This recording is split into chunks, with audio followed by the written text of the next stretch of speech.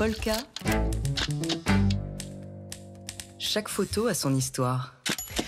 C'est vendredi et chaque vendredi dans les matins de jazz, on parle photojournalisme. Aujourd'hui, c'est avec vous, Léonore Maté de Polka Magazine. C'est la photo de la semaine. Elle a été prise il y a 2 jours après le verdict du procès de l'attentat du 13 novembre 2015.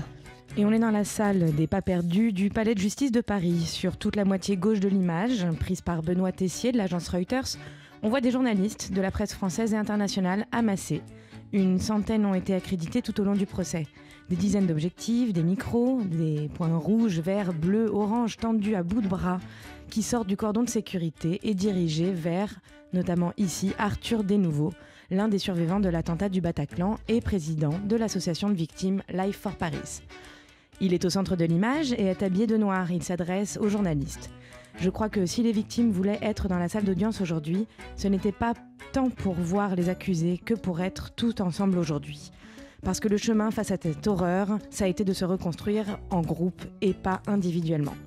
Derrière lui, un homme au téléphone et au polo rose pâle porte un masque, des lunettes noires et une béquille.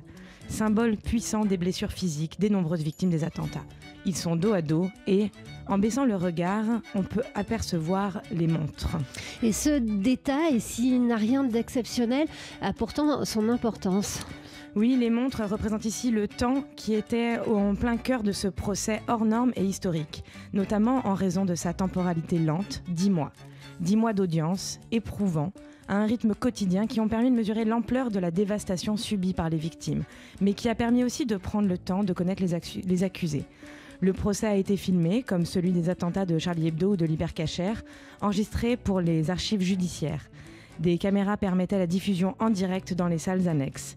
Si les captations de certains procès historiques est autorisée depuis une loi de 1985 de Badinter, seuls les chercheurs seront à même de les consulter et tombent dans le domaine public après 50 ans.